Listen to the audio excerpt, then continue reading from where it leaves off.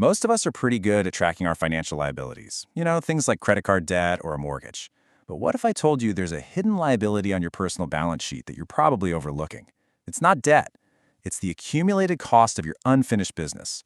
And this isn't some abstract concept. It's a very real financial drag that silently erodes your net worth. So, what's the real cost here? It's tempting to categorize an unfinished project as, well, neutral, just a thing on pause. But that's a fundamental miscalculation. In reality, unfinished work isn't neutral at all.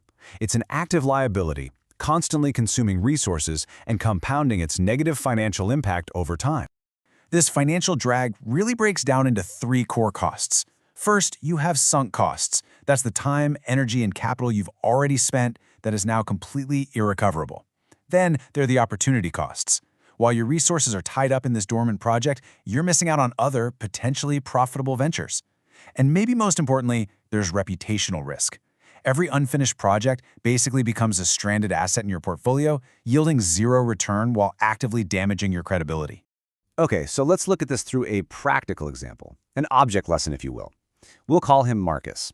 He was a skilled carpenter, but his business was the perfect illustration of this hidden liability in action. See, Marcus's workshop was essentially a museum of half-finished ideas. You had chairs with 3 legs, cables with no tops. Each one represented sunk capital and labor with absolutely zero chance of a return. This wasn't just about being disorganized, it was a destructive pattern that was actively eroding his professional reputation. His father eventually gave him some brutally honest advice, which boils down to this. A carpenter isn't measured by starts, but by finishes. You have to remember, the market is completely indifferent to your potential or how many great ideas you have. It only rewards one thing: finished, delivered work. And this is crucial. It's not about a single failure. It's the pattern that does the real damage. Each time you don't finish what you start, you're diminishing your personal brand equity. Over time, this creates a negative compounding effect. It makes it that much harder to secure high-value projects or justify premium pricing for your skills. So, why does this happen? Well, the common wisdom is that it's a lack of motivation, but that's a trap. The root cause is actually something else entirely. There's a concept called the wilderness period. It's that difficult middle stretch of any project. The initial excitement is gone, the end isn't in sight yet, and the work just becomes a grind.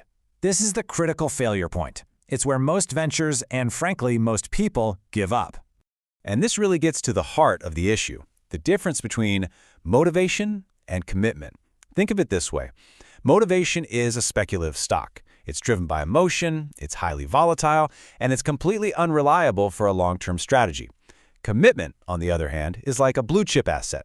It's systematic, deliberate, and provides consistent performance regardless of market sentiment, or, in this case, your feelings. So the key takeaway is that finishing has very little to do with motivation. Motivation always fades. Finishing is about a systematic commitment to a process, especially when it's no longer new or exciting. Success relies on systems, not on feelings. All right, so we've identified the problem and its root cause. Let's move to the solution. And it's not a mindset hack. It's a practical 3-step protocol for execution. The protocol is designed for 30 days. Step 1, isolate one single project. You want to choose the smallest, simplest, unfinished task you have. Step 2, commit to daily action. This means you touch the project every single day for at least 10 minutes, no exceptions. And Step 3, which is the critical rule, you finish that project completely before you allow yourself to start anything new. Now, the objective here isn't necessarily to finish one big project in record time. The real goal is to fundamentally change your behavior. It's about building the identity and, more importantly, the habit of being a finisher through small, consistent, non-negotiable actions. So what's the actual return on investment for adopting a system like this? Let's calculate the tangible and intangible returns you get from completion. The central financial principle is this: one single completed project is worth more than 10 perfect plans. Realized value, even if it's small, is infinitely greater than unrealized potential. That one simple stool Marcus finished had actual market value. The dozens of half-finished, brilliant projects, their market value was 0, period. And this creates a powerful compounding effect. Your first completion generates momentum. The second one starts to build credibility. The third builds confidence. Each finished project becomes an asset that you can leverage for the next, bigger one. It's a positive feedback loop. Beyond the external returns, there's also a significant psychological dividend. When Marcus finally finished that first simple piece, the feeling was different. It wasn't the fleeting excitement of starting something new. It was the earned pride of continuing and seeing something through. That's a powerful internal asset. And we can see this play out on a clear timeline. On day 23, he finished the first stool. By month 2, his workshop was no longer a project graveyard. It was a showroom. By month 6, the community's perception had completely shifted, and by the end of the year, he delivered a major piece, fully securing his professional and financial standing. He systematically turned his stranded assets into profitable inventory. So let's bring this all together. In today's economy, ideas are cheap. The real scarcity, and therefore the real value, is in execution. Shifting from a starter to a finisher makes that ability your single most valuable asset. Adopting a finisher's mindset really boils down to 4 principles. First, understand that finishing is a learnable skill, not some innate talent.